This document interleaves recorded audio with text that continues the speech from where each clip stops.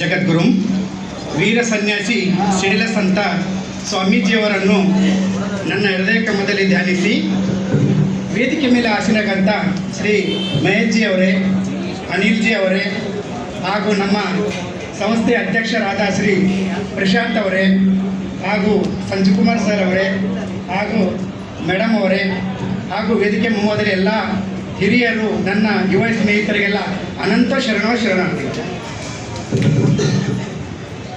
ಅರಿವು ಸೇವಾ ಸಂಸ್ಥೆ ಅಂತ ನಮ್ಮ ಸಂಸ್ಥೆ ಹೆಸರು. ಪ್ರಥಮವಾಗಿ ನಂಗೆ ಪ್ರಶಾಂತ್ ಅವ್ರು ಬಂದು, ಹೊನ್ನಾಜಿಯವರೇ, ನಮ್ಮ ಚಿಂತನೆಗಳು, ನಮ್ಮ ಕೆಲವೊಂದು ವಿಚಾರಗಳು ನಾವೆಲ್ಲ ಈ ಸಮಾಜಕ್ಕೆ ಹಂಚ್ಕೋಬೇಕಾದ್ರೆ ಒಂದು ವೇದಿಕೆ ಬೇಕಾಗ್ತದಲ್ರಿ, ಹೆಂಗೆ ಮಾಡಬೇಕು ಅಂದ್ರೆ ಆಯ್ತು ಮಾಡೋಣ ತಗೋರಿ ಅಂದ.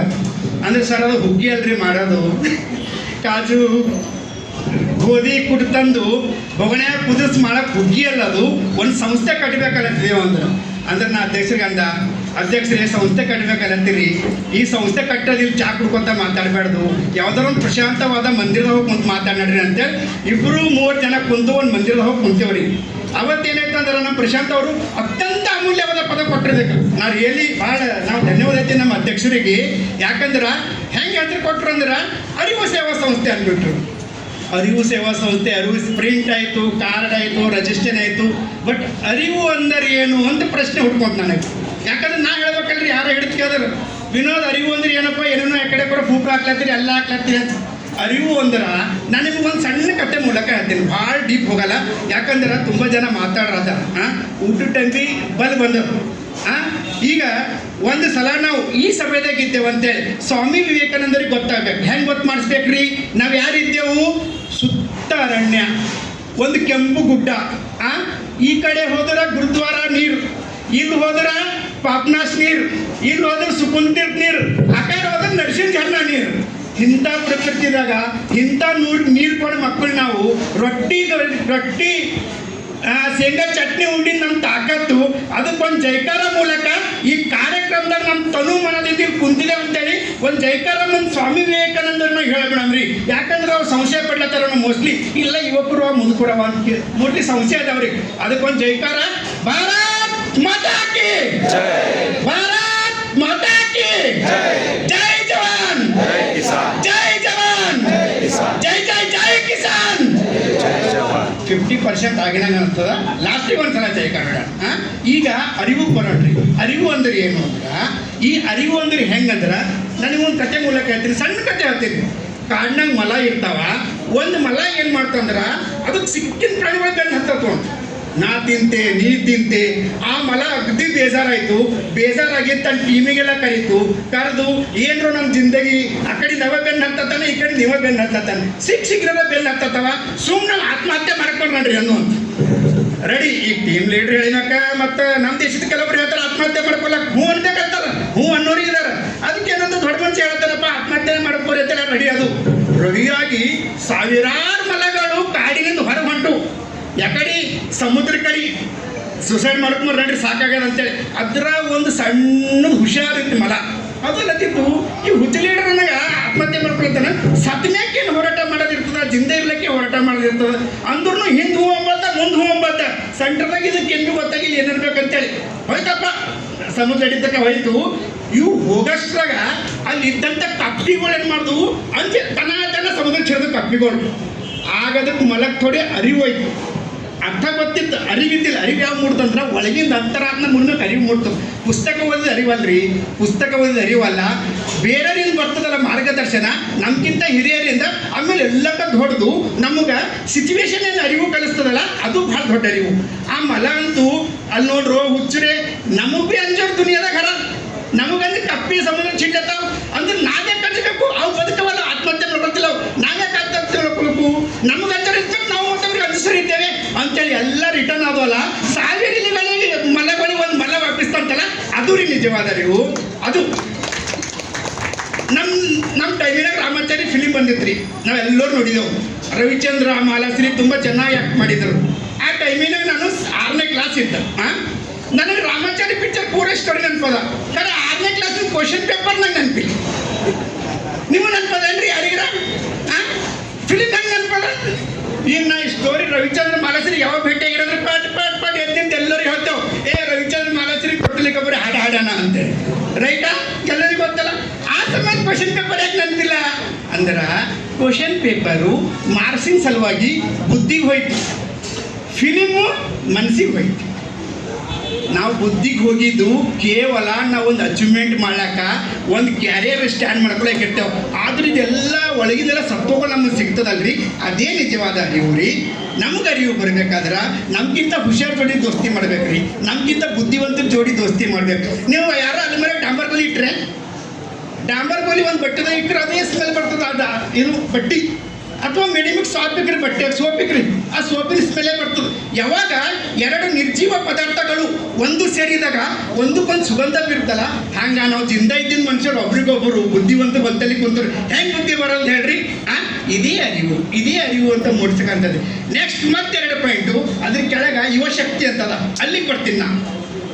ಈ ಮನುಷ್ಯ ಫಸ್ಟಿಗೆ ಹೇಳಿದ್ರು I have great faith in my Young friends ಅಂದರು. ನನಗೆ ಏನಾದರೂ ವಿಶ್ವಾಸ ಇದ್ದರೆ ಈ ದೇಶದ ಯುವಕರ ಮೇಲೆ ವಿಶ್ವಾಸ ಇದೆ ಅಂದರು. ಯಾಕೆ ಹಂಗಂದ್ರು ಅಂದ್ರೆ ಸ್ವಾಮಿ ವಿವೇಕಾನಂದರು ಕೇವಲ ನಂಗೆ 100 ಜನ ತರುಣರು ಸಿಗಲಿ, ಕೇವಲ ನಂಗೆ 100 ಜನ ತರುಣರು ಸಿಗಲಿ, ಈ ದೇಶದ ಸ್ಥಿತಿಗತಿ ಬದಲಾಸ್ತೆ ಅಂದರು. ಆದ್ರೆ 100 ಜನ ತರುಣರು ಸಿಗಲಿ ಅಂದ್ರೆ ನಮಗೂ ಕಾಮಿಡಿ ಅನಿಸ್ತದಲ್ರಿ. ಅಂಥ ಭಾರತ ದೇಶದಾಗ, ಇಷ್ಟು ಜನಸಂಖ್ಯೆ ಉಳ್ಳ ದೇಶದಾಗ 100 ಜನ ತರುಣರು ಸಿಕ್ಕಿಲ್ಲ ಅಂದ್ರೆ ಸಿಗ್ಲಿಕ್ಕಿಲ್ಲ, ಸಿಕ್ಕಿರ್ಬೋದು. ಅವ್ರು ಎಂಥ ತರುಣ ಕೇಳಿರ್ರಿ, ಕಬ್ಬಿಣಂತ ಮಾಂಸಖಂಡ, ಉಕ್ಕಿನಂತ ನರಮಂಡಲ, ಮಿಂಚಿನಂತ ಬುದ್ಧಿಶಕ್ತಿ ಅಂತ ಕೇಳಿದ್ರು. ಈಗ ನೋಡ್ರಿ, ಗಾಡಿದು ಉಕ್ಕಿನ ಹೊಂಟದು ಮ್ಯಾಗ್ವಿಲ್, ಅದ್ರ ಮ್ಯಾಗ್ ಕೂಡ ಕಡ್ಡಿ ಹಣ. ಮ್ಯಾಗ್ವಿಲ್ ಉಕ್ಕಿಂದಾಗ್ಲತ್ತದ, ಮನುಷ್ಯ ಉಕ್ಕಿಂದಾಗ ಹೊಂಟನು. ಇದಂಗದ ಗಾಡಿ ಸಿಸಿ ದೊಡ್ಡದಾಗ್ಲತ್ತದ, ಮನುಷ್ಯಂತ ಡೇರಿಂಗ್ ಸಿಸಿ ಕಮ್ಮಿ ಆಗ್ಲತ್ತದ. ನಮ್ಮ ಮಕ್ಕಳಿಗೆ ನಾವು ಎಂತ ತಪ್ಪಲದ್ದೇವೆ ಬೆಳೆಸ್ಲಾಕ? ಕೇವಲ ಮಾಸ್ಕಾಡಿಗೆ ಸೀಮಿತವಾಗಿ ಬೆಳೆಸ್ತಿದ್ದೇವಲ್ಲ. ನಮ್ಮ ಮಕ್ಕಳಿಗೆ ಎಂಥ ವ್ಯಕ್ತಿತ್ವ, ಎಂಥ ಬೀದರ್ ಅದಂದ್ರಿ. ಒಂದು ಸಮಯದಾಗ ಈ ಬೀದರ್ಕ ಕರ್ನಾಟಕದಾಗ ಅಂತ ಕ್ವಶನ್ ಬರ್ತಿದ್ರಿ. ಒಂದು ಸಮಯದಾಗ ಬೀದರು ಕರ್ನಾಟಕದ ಕ್ವಶನ್ ಬರ್ತಿತ್ತು. ನಮ್ಮ ಕನ್ನಡನ ಮರಾಠಿ ಅದನ ತೆಲುಗು ಅದನ್ನ ಕನ್ಫ್ಯೂಸ್ ಆಯ್ತಿರ್ರಿ. ಅಂಥದ್ರಾಗ ಇಂದಿನ ಯುವಶಕ್ತಿ ಈ ರಘುಪ್ರಿಯ ಅಂತವರು ನಮ್ಮ ಜಿಲ್ಲೆಯ ಭಾಷೆ ಎಷ್ಟು ಸಿಂಪಲ್ ನೋಡ್ರಿ. ಮನುಷ್ಯ ಅವ್ರು ಹೆಂಗ ರಘುಪ್ರಿಯ ಭಾಳ ನನಗೆ ಇಷ್ಟ, ಯಾಕಂದ್ರೆ ಫಾಲೋ ಮಾಡ್ತೀನಿ ನಾನು.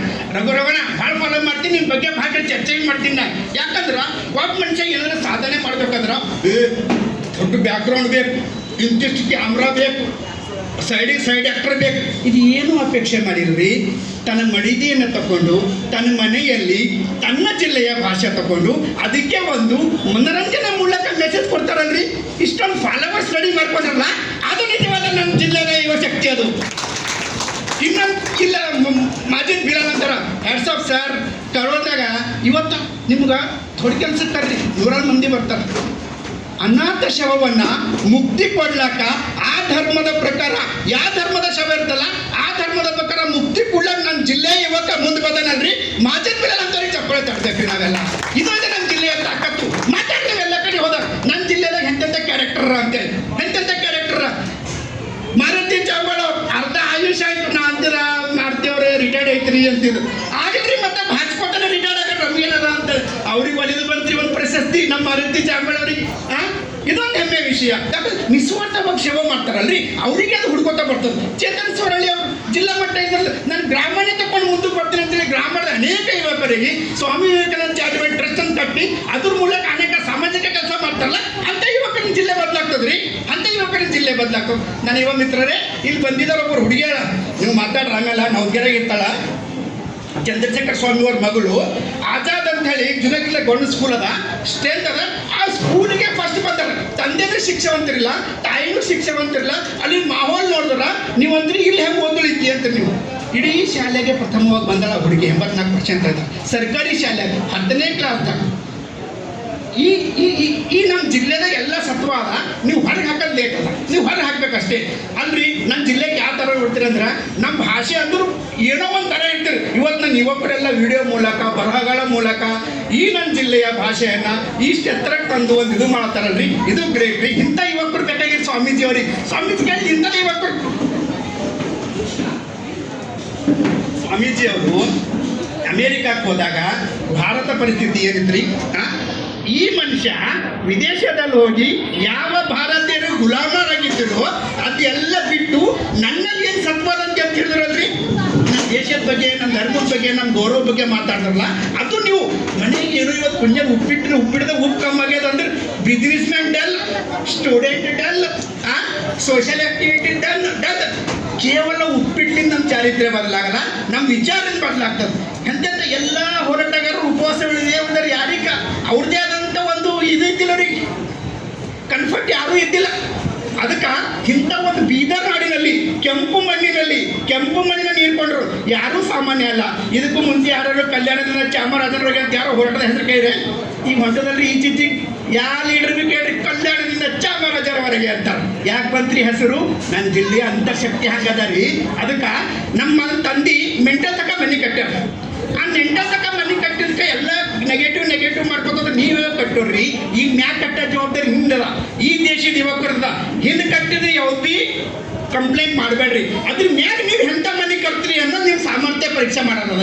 ಅದ ಕಡೆದು ನಿಜವಾದ ಸಂತೋಷ ಸಂಗತಿ ಅದ. ನಮ್ಮ ಜಿಲ್ಲೆ ಯುವಕರು ಎಂತೆಂಥ ಯಾವುದೇ ಥರ ಹೋರಿ ನೀವು ಇವತ್ತು ಕರ್ನಾಟಕ ತುಂಬ ನಮ್ಮ ಜಿಲ್ಲೆ ಅಂದ್ರೆ ಹೆಮ್ಮೆಲಿಂದ ಗೊತ್ತು ಹಿಡಿತಾರ.